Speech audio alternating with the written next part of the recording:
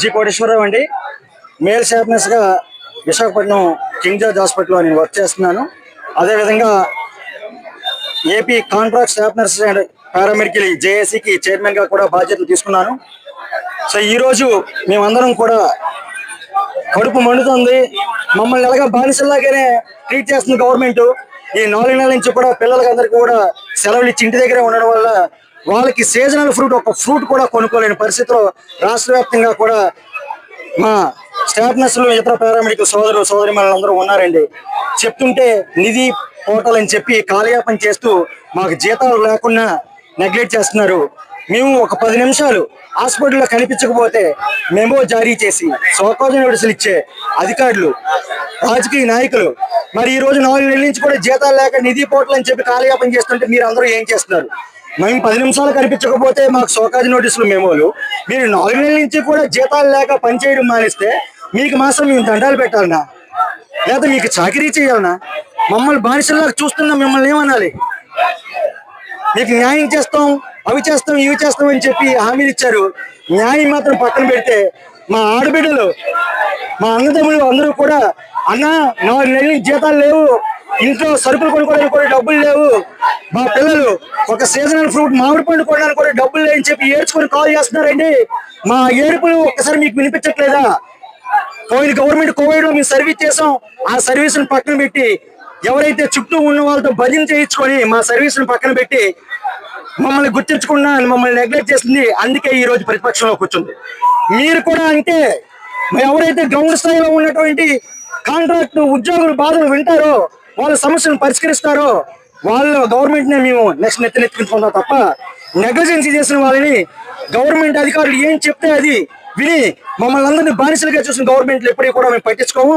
మీకు కూడా త్వరలో పట్టించకపోతే, మా సమస్యలు క్లియర్ చేయకపోతే మీకు కూడా అదే గది పడుతుందని చెప్పి నేను అందరికి సమావేశంగా నేను తెలియజేసుకుంటున్నానండి.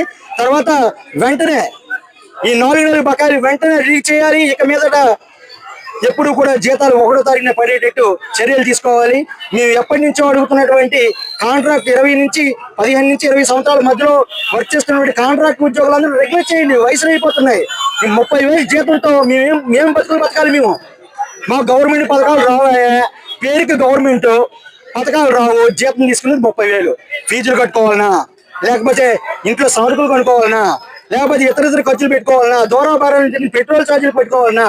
మాకు ఏం చేయాలో తెలియక అడుగుతూ ఉంటే ఇగో చూస్తాం, అగే చూస్తాం. గవర్నమెంట్ మధ్యలో ఉన్న అధికారులకి ఒక కమ్యూనికేషన్ అనేది హెల్త్ డిపార్ట్మెంట్ లో అడ్మినిస్ట్రేషన్ చాలా మిస్ అవుతుందండి. దయచేసి ఇప్పటికైనా సరే దిద్దుబాటు చర్యలు వెంటనే మీరు మొదలు పెట్టకపోతే పోయిన గవర్నమెంట్ ఏదైతే కోవిడ్ లో మమ్మల్ని వాడుకొని పక్కన పెట్టి మా ఏడుపు వినకుండా, మా కడుపు మంట వినకుండా చూసిందో, మీరు కూడా అదే ధోరణిలో మిమ్మల్ని అధికారులు మిస్గైడ్ చేసి తీసుకెళ్తున్నారండి. రాష్ట్ర వ్యాప్తంగా 15 నుంచి 20 సంవత్సరాలకు ఒక్క రెగ్యులర్ ఉద్యోగం తీయకుండా కాలయాపన చేస్తున్నారు. వెంటనే మమ్మల్ని అందరినీ కూడా గుర్తించి మా సర్వీస్ ని రెగ్యులరైజేషన్ చేయించి అంతవరకు 100% గ్రాస్ సాలరీ ఇమీడియట్ గా చేయాలి. ట్రాన్స్ఫర్లు ఇవ్వాలి, హెల్త్ కార్డులు ఇవ్వాలి, సిక్ లీవ్స్ ఇవ్వాలి. చనిపోయిన వారి ఫ్యామిలీలు ఈ రోజు 30,000 జీతం తీసుకుంటారు. ఈఎస్ఐ పిఎఫ్ సౌకర్యం కూడా మాకు లేదు. వాళ్ళ ఫ్యామిలీలన్నీ ఈ రోజు రోడ్డును పడ్డాయి. చంద్రబాబు నాయుడు గారు చెప్తున్నారు 3 పిల్లలను కలవండి, 4 పిల్లలను కలవండి. సార్, ఉండకాడి పిల్లలు 2 పిల్లల్ని మేము పోషించుకోలేకపోతున్నాం ఈ 30,000 జీతంతో. ఒకటి, మీరు రెగ్యులరైజేషన్ చేసినంత వరకు గవర్నమెంట్ లో ప్రతి పథకం కూడా మాకు కూడా అర్థం చేయండి. ఏ అనాథల లిస్ట్ లో మమ్మల్ని కూడా జాయిన్ చేయండి. ఆ అనాథల పరంగా మాకు పథకాలన్నీ వర్తింపు చేయండి. రెగ్యులర్ చేసిన తర్వాత మీ ఇష్టం, మా రేషన్ కార్డుతో సహా అన్ని లాగేసుకోండి. ఈ 30,000 జీతంతో మేము బతకలేకపోతున్నాం. పిల్లలకి ఫుడ్ కూడా పెట్టుకోలేని పరిస్థితుల్లో వస్తున్నాము. అయినా సరే మా బాధలు మీకు వినిపించకుండా చేస్తున్నారు. ఒక అడ్మినిస్ట్రేషన్ వ్యవస్థ, హెల్త్ సిస్టమ్ లో ఉన్న అడ్మినిస్ట్రేషన్ వ్యవస్థ మాత్రం కమ్యూనికేషన్ గ్యాప్ అనేది చాలా ఉందండి. అటు రాజకీయ నాయకులు కానీ, ఇటు అడ్మినిస్ట్రేషన్ ఆఫీసులు కానీ అస్సలు కమ్యూనికేషన్ లేదు.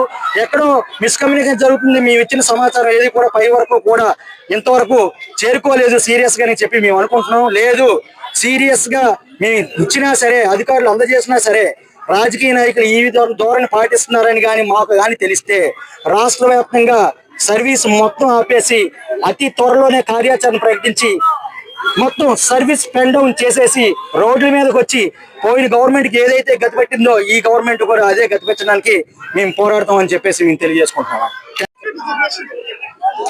అందరికీ నమస్కారం. నా పేరు రూత్ గ్రేస్. నేను state tribal committee state coordinator గా పనిచేస్తున్నాను. Nellore ACSR GGH hospital staff nurse ని. ఈరోజు హెల్త్ కేర్ వర్కర్స్ అందరూ ఫామ్ అయిన జేఏసీ తరఫున ప్రొటెస్ట్ చేయడానికి మేము విజయవాడ వచ్చాము. ప్రధాన కారణాలు ఏంటంటే గత 15 సంవత్సరాలుగా ఆంధ్రప్రదేశ్ రాష్ట్రంలో ఒక రెగ్యులర్ రిక్రూట్మెంట్ లేదు. కాంట్రాక్ట్ వ్యవస్థలో ఎప్పటి నుంచో జాయిన్ అయిన వాళ్ళు 15-20 సంవత్సరాల నుంచి కాంట్రాక్ట్ వ్యవస్థలోనే అదే జీతాలతో పనిచేస్తున్నారు. కాబట్టి ఆ కారణంగా రెగ్యులరేషన్ కొరకు మా హక్కుగా దాని కొరకు మేము గవర్నమెంట్ అడగటానికి నిలదీయటానికి ఈ రోజు ప్రొటెస్ట్ వచ్చాము. ప్రధాన డిమాండ్ అదేనండి. రెగ్యులరేషన్ కి నిజంగానే గవర్నమెంట్ టైం తీసుకుంటే గడువు దాకా మాకు 100% గ్రాస్ శాలరీ ఇవ్వాలని మేము గవర్నమెంట్ రిక్వెస్ట్ చేస్తున్నాము. అంతేకాకుండా మేము ఎవరైనా సిక్ అయితే మాకు ఆరోగ్యం సరి లేకపోతే మేమే లాస్ ఆఫ్ పే మీద సెలవు పెట్టుకొని వెళ్లాల్సి వస్తుందండి. ఓ పక్క బాగోలేదు హాస్పిటల్ కి బిల్లులు అవుతుంటే ఓ పక్క లాస్ ఆఫ్ పే ఇస్తా ఉంది గవర్నమెంట్. కాబట్టి మాకు మెడికల్ లీవ్ ప్రొవైడ్ చేయవలసిందిగా గవర్నమెంట్ అడుగుతున్నాము. అంతేకాకుండా ఈఎస్ఐ హెల్త్ కార్డులు ప్రొవైడ్ చేయమని అడుగుతున్నాం. కోవిడ్ లో ఎంతో మంది పనిచేశారండి. నానా రకాలుగా కోవిడ్ వల్ల ఆరోగ్యాలు క్షీణించిపోయి దేశమంతటా ఇళ్లలో తలుపులు వేసుకొని కూర్చుంటే కోవిడ్ లో వచ్చే పేషెంట్ అందరినీ హత్తుకొని చూసుకున్న డిపార్ట్మెంట్ హెల్త్ కేర్ డిపార్ట్మెంట్. ఇలాంటి డిపార్ట్మెంట్ కి గవర్నమెంట్ హెల్త్ కార్డ్స్ లేకుండా ఈ రోజు వాళ్ళు అనారోగ్యం పాలై చనిపోతుంటే చనిపోయిన వాళ్ళకి కనీసం సరైన ఎక్స్గ్రేషియా కూడా ఇవ్వకుండా అన్యాయం చేస్తుంది గవర్నమెంట్. ఈ ప్రధాన డిమాండ్స్ గా regulation, 100% gross, ESI cards, health cards, PF, అలాగే మాకు ట్రాన్స్ఫర్స్. ఏదో ఊరు వదిలేసి స్టేట్ వదిలేసి జోన్ వదిలేసి రకరకాల శ్రమలు పడుతున్నారండి. కాబట్టి వాళ్ళందరికీ ట్రాన్స్ఫర్స్ ప్రొవైడ్ చేయవలసిందిగా, request transfers, mutual transfers provide చేయవలసిందిగా గవర్నమెంట్ ప్రాధేయపడుతున్నాం.